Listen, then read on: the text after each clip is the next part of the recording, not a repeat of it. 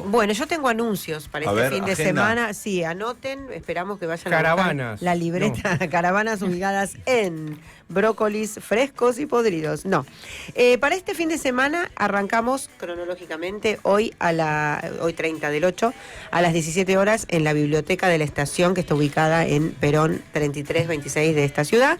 Va a estar presentando su libro La construcción de la Avenida de Mayo, el historiador Rodrigo Salinas. Y va a ser una ocasión para conversar sobre la ciudad desde el punto de vista de la historia y la memoria. Así que va a haber ahí una mesa con panelistas donde van a hablar de esto. Ahí estamos viendo una imagen de el inicio de la Avenida de Mayo, que fue un proyecto de Torcuato de Alvear, que era intendente, para conectar directamente la plaza a través de la avenida, la Casa Rosada con el Congreso. Va a estar... No sé, me parece súper interesante el libro, por otro lado, ¿no? Para saber la historia de nuestra ciudad. Para mañana, domingo 31 del 8, tenemos 2 eventos. Vamos por horario, en este caso. Se realizará un nuevo Festival por la Libertad y la Democracia en apoyo a Cristina Kirchner, organizado por el colectivo Argentina con Cristina, en la Plaza de la Usina, desde las 14 horas, que está en Pedro de Mendoza y Agustín Cafarena, enfrente de la Usina del Arte, y se realizarán talleres, va a funcionar una feria y tocarán bandas en vivo. Y por último, también el domingo en CAF, que es el Fernández Fierro, el Club Atlético Fernández Fierro, en Sánchez de Bustamante 772, también en la Ciudad de Buenos Aires. Músicos Organizados invita al festival en apoyo al Hospital Garrahan, con un bono por un monto sugerido de 10.000 pesos, que se transfiere al... como vemos ahí en el flyer, el alias es Apoyemos al Garrahan. Esto es para apoyar a los trabajadores y trabajadoras del hospital. Van a tocar en vivo, entre otros artistas, Santiago Adano y Perro Pájaro, Malena D'Alessio y Lucio Mantel. Así que bueno, están todos y todas invitadas. Un lindo fin de semana con mucha actividad. Un poquito de agenda de cosas, acciones que se están haciendo. Que tiene que ver con problemáticas y con temas que venimos tratando y que más de uno está preocupado, ¿no?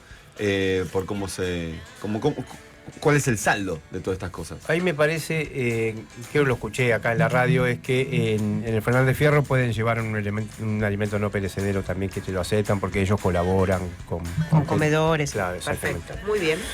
Bueno, y estamos ahí escuchando de fondo el maestro, a Sónicos, que si bien hicimos ahí este paréntesis un poquito para conversar sobre algo de la agenda de la semana, es el momento en donde nos dedicamos a conversar con alguien que tiene cosas para decirnos, y también poder hacer un diálogo, un intercambio fructífero. Ese es el objetivo. ¿Para qué? Para conversar en este momento con Daniel Rosso. Daniel es sociólogo, es periodista y es director de la M530, la radio de las madres, como se la conoce. ¿Cómo andas, Daniel?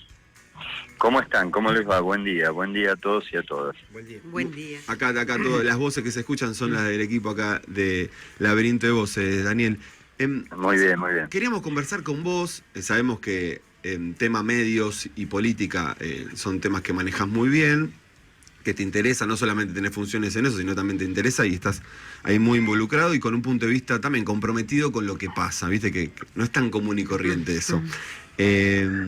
Y te quería arrancar ahí la conversación, quería arrancar preguntándote por los límites al actual gobierno. Te escuché la semana pasada decir algo vinculado con eso, ¿no? A partir del escándalo de Diego Españolo y los audios y lo que está pasando en el Congreso. Y bueno, incluso te sumaría periodistas que parecen ser muy críticos del actual gobierno. Pero te escuché hablar de los límites al oficialismo. ¿Podrías contarnos un poquito qué estás viendo vos? Sí, a ver, me gusta mucho en principio que usen la palabra conversación, que es justamente lo que estructuras políticas comunicacionales como la del actual gobierno tienden a limitar o a intentar eliminar, ¿no? Las lógicas de los trolls y todo eso no es otra cosa que un intento de bloquear la comunicación desde adentro de la comunicación. Por lo cual, contestarle a eso con conversación es fundamental. Yo creo que el Congreso, con esa mayoría amplia que construyó con el tema de mantener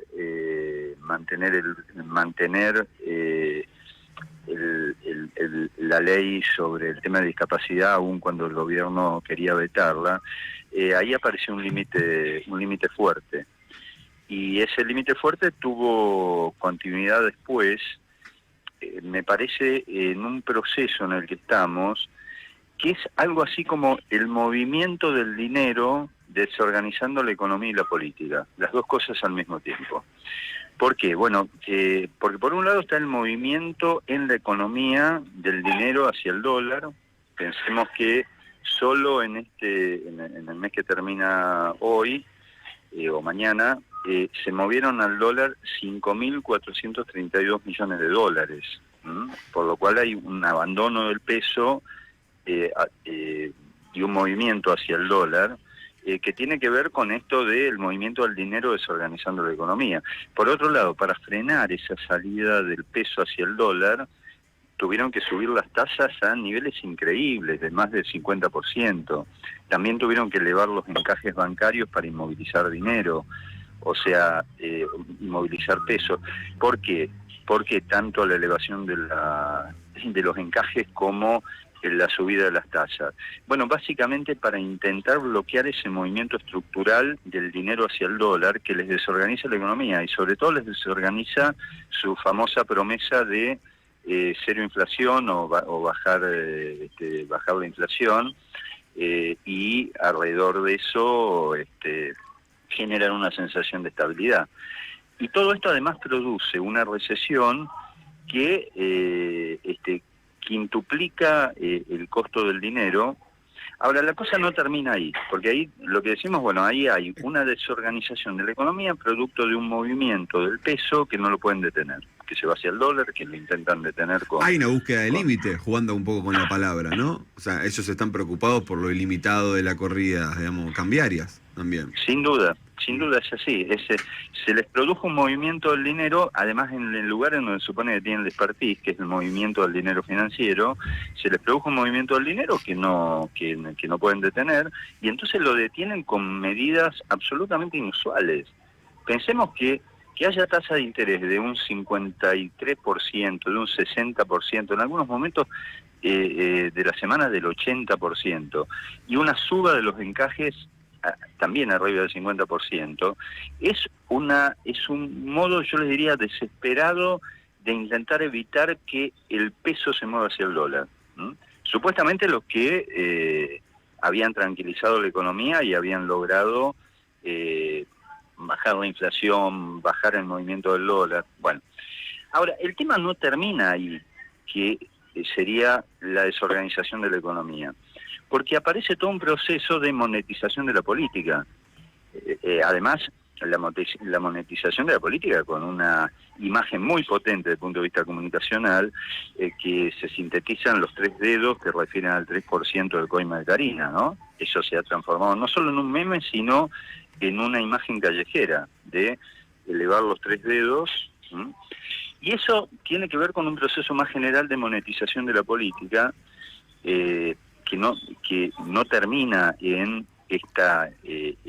la coima, la presunta coima, la presunta corrupción, etcétera, etcétera, sino que hay también, por ejemplo, versiones ayer hoy, que también circuló dinero en la política para intentar evitar la circulación de nuevos audios, y que al mismo tiempo los audios estos que lanzaron ayer, que creo que en total eran de 2 minutos, lo que hacen es anticipar e introducir como una especie de amenaza sobre la existencia de 50 minutos adicionales de grabación del discurso de Karina. Todo eso vinculado efectivamente a una monetización de la política, en donde la palabra corrupción por primera vez se desplaza del kirchnerismo, en donde lo habían situado desde hace años, a una formación que supuestamente venía a eliminar la mala política, que es la Libertad Avanza. Entonces hay un cambio ahí en lo que está pasando muy, muy, muy, muy potente a mi juicio. Ahora, pero Daniel, vos hablaste, arrancamos por el Congreso y después pasamos a la parte de los límites, ¿no? O algo parecido, sí, vinculado con sí, el intento por controlar la moneda, ¿no? Y que no el pasaje al dólar, y el 3%, el famoso 3%. Pero sí, a quienes defendemos un poco el Congreso y defendemos la política y defendemos la acción de, sí, los funcionarios, digo, estamos en un problema muy grave. O sea, hay una parte de nosotros que se ríe de estas cosas que están sucediendo. Recién acá hablábamos de Loma de Zamora y bueno, y cómo la pasan algunos ahí, pero está complicado el tema. Digo, el rechazo a estas acciones no es capitalizable, no es que vamos a salir mejor de estos temas. A ver, primero, da toda la impresión de que no hay ningún actor que esté empujando demasiado esto, ¿no? Que esto es más una especie de desorganización interna del régimen. Tipo implosión, Sí. algo así, como que explota medio de adentro. Exactamente. Exactamente, es como una desarticulación desde el interior. De hecho, no saben quién grabó, pero además las grabaciones son adentro de Casa Rosada, como por lo menos eso es lo que está trascendiendo. Por lo cual hay más como una especie de desarticulación interna que, a ver, que tiene lógica, porque la gran fantasía del gobierno libertario es querer organizar la política sin la política, es querer organizar un Estado sin política.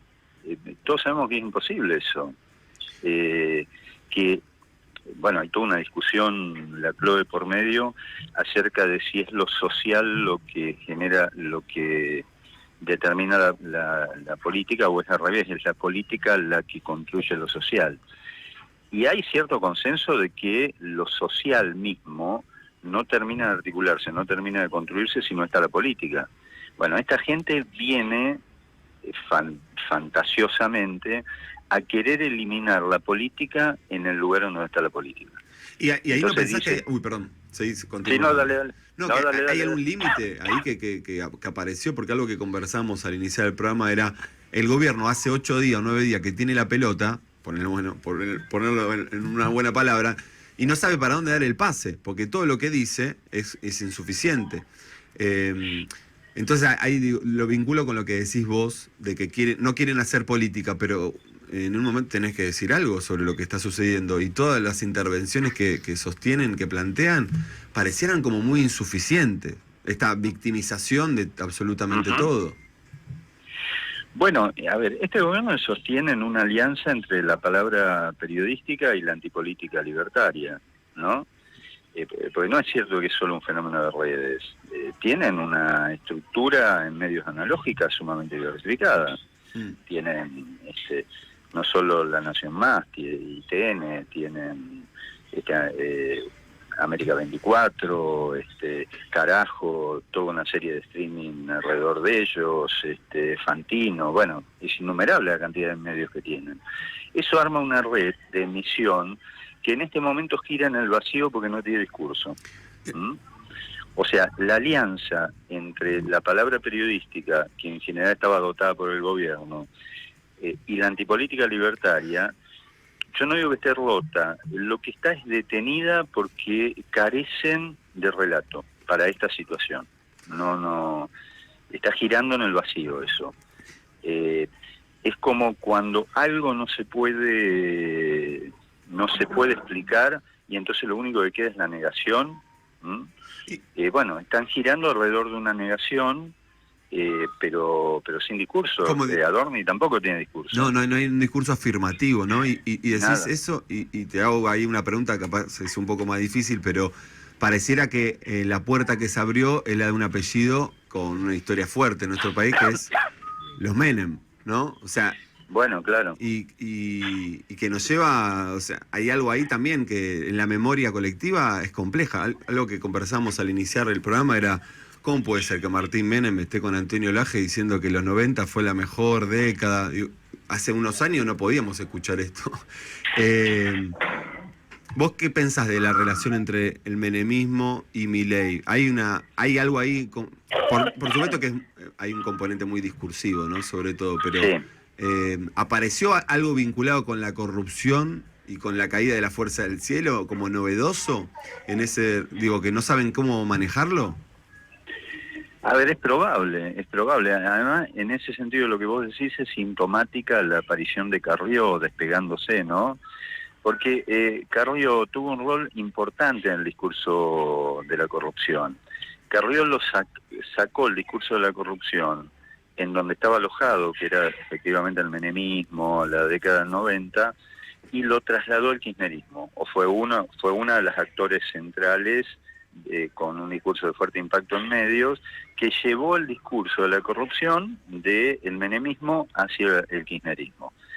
Bueno, es sintomático que haya salido a despegarse en la semana, porque por primera vez, yo creo, muy fuertemente, el discurso de la corrupción de modo estructural, si bien sigue estando en el kirchnerismo, se ha diversificado y ahora empieza a estar en la libertad avanza, pero además en una libertad avanza en donde está el apellido Menem. O sea, que efectivamente es un movimiento del discurso de las denuncias de corrupción hacia la libertad avanza en un contexto en donde eso está vinculado a la memoria histórica reciente de los Menem. Y eso me parece que es muy interesante, porque empezó a haber desde hace 2 o 3 años una movida de sectores del peronismo inclusive, de cierta reivindicación de Menem. Hay libros circulando, en un gesto medio, a ver, ¿cómo les diría? Medio irónico, y de mostrar que efectivamente se puede tener novedad política reivindicando parte del gobierno de Menem. Y por lo tanto, tratando de romper cierta memoria histórica de la corrupción asociada al menemismo. Bueno, ahora vuelve ese discurso anticorrupción pegado a una fuerza emergente que entre otras cosas venía a eliminar la política en su aspecto más extremo, que era el de la corrupción. Por lo cual yo no creo que eso no tenga efectos fuertes en la identidad del gobierno. Hola Daniel, ¿cómo estás? Buen día, soy Paula. Buen día, hola Paula. Te quería traer un poco a los medios, ¿no? Que también es tu especialidad. Y nosotros nos preguntábamos, por ahí somos un poco en la conspiración estamos, pero esto del discurso monocorde que hay en este momento, con respecto a los audios que circularon y la corrupción y esto que vos contabas de que se está instalando en la libertad avanza, y que parece que acapara todo, ¿no? Que no se habla tanto de economía, se habla menos. Parece como, o nos daba un poco la sospecha de que fuera como una estrategia de ¿estamos tapando otra cosa? ¿El gobierno está tapando o aprovechando o simplemente está desorientado dentro del laberinto y no sabe para dónde salir? Yo tengo tendencia a creer que no, que está perdido en el laberinto, pero ustedes saben igual que yo que nos movemos en arenas movedizas y que hay que tener cuidado con las cosas, con las explicaciones concluyentes, digamos. Pero haciendo esta aclaración, a mí la impresión que me da es que no, que están perdidos. Eso no quiere decir que no recuperen rumbo en los próximos días, pero hoy los veo perdidos, los veo sin discurso, los veo sin respuesta. Y con medidas políticas que son muy para el corto plazo. O sea, yo no tengo memoria de que haya encajes bancarios. A ver, para quien no sepa el tema del encaje. El encaje es la cantidad de dinero que los bancos tienen que inmovilizar para reducir la circulación de ese dinero en la sociedad. En general ese encaje suele ser de un 10, 15, 20%, ponele. En la semana creció arriba del 50%. O sea, no saben qué hacer con el movimiento del dinero, cómo inmovilizarlo, ¿no? Porque si no lo inmoviliza, se va al dólar. Claro. Porque ya 5.432 millones de dólares hubo de compra en este mes. Entonces, y junto a eso, bueno, lo tratan de inmovilizar también subiendo la tasa de interés, pero cuando vos tenés una tasa de interés del 80%, la lógica es que no haya posibilidad de tomar crédito, y por lo cual cualquier intento de pymes, de pequeños emprendimientos, de dotarse de crédito es imposible. O sea, está como eliminado toda posibilidad de crédito, porque efectivamente lo que se intenta es parar el movimiento del dinero. Es decir, lo que hace es, en lugar de tener política económica, tienen casi exclusivamente política financiera, y en los límites. Bueno, a ese escenario le sigue un proceso en donde en la política, que la libertad avanza lo planteaba en términos de saneamiento, de recuperación, de eliminación del Estado, etcétera, etcétera, lo que aparece es la política en términos de monetización, en términos de intercambio de dinero. como si hubiera una continuidad entre lo que pasa en lo financiero y lo que pasa en la política. Y en todo caso, el tema es cómo disimular, explicar. Algo que no logran ni disimular ni explicar es que empezó a circular o quedó en evidencia que circula dinero irregular dentro de la misma política que ellos vienen a eliminar. Claro. Bueno, eso me parece que es un proceso que no puede no tener consecuencias. Hola Daniel, ¿cómo te va? Soy Beto de Liniers. Te escuchaba... ¿Cómo andas, Beto? Bien, gracias. ¿Todo bien? Igualmente. Estaba escuchándote con el tema del dinero y los encajes y los intereses que están proponiendo para que la gente no se vaya al dinero. Ahora, al peso. Al dólar, perdón, con estos pesos. Esos que, porque me parece que le pegan debajo de la línea de flotación a los tipos, porque eran expertos con el dinero. Con o sin dinero. Claro, con y sin dinero. Entonces, exacto, todo este movimiento de dinero que están haciendo, no refleja esto que están emitiendo. Hay una emisión, una sobreemisión. Se puede calcular que hay una base monetaria muchísimo más grande de la que había y que es mentira que no están emitiendo. Bueno, yo no soy un especialista en eso, pero la información que tengo de gente que sí es especialista es que sí, que es mentira que no estén emitiendo, que efectivamente hay emisión.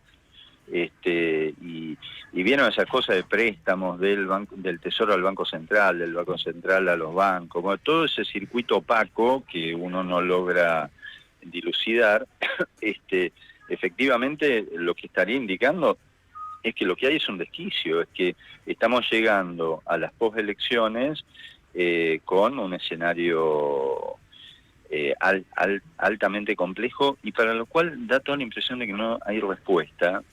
En un gobierno que, como muy bien dicen ustedes, se vendió como un especialista en resolver temas financieros, y no los está resolviendo, y a eso se suma lo que sucede en la política, que es un proceso de circulación de dinero. O sea, es como si todo el dinero estuviera circulando sin que ningún esquema gubernamental pudiera explicarlo ni frenarlo. Tanto en la economía como en la política. Sí. Lo que proponía, pero para crecer. Claro. Daniel, te agradecemos mucho por tu tiempo, por la dedicación. Yo te quería hacer una última pregunta cortita. Sí. La estás viendo negra, digamos. O sea, no es que va a volar todo por los aires, pero la situación económica y política posterior a las elecciones nacionales lo ves como una situación crítica, ¿no? Te sigo en el planteo. Yo tampoco creo que vaya a estallar, que haya que esperar un estallido, y eso no lo veo. Lo que veo es que el gobierno está desorganizado, tanto en la economía como en la política, y por ahora solo está intentando llegar a septiembre, a las elecciones, faltan 2 semanas, ¿no? Y sacar un triunfo ahí, y con ese triunfo reorganizarse. Por eso es absolutamente clave lo que pasa en la elección. Lo que pasa el 7 de septiembre en las elecciones provinciales. Es clave, es absolutamente clave. Fundamental. Bueno, Daniel, mil gracias por tu tiempo. Hasta la próxima, y te esperamos acá, siempre estás invitado para que te vengas al piso en una próxima oportunidad. Dale, gracias por hacer la patriada. Gracias. Abrazo. Abrazo grande. Chao.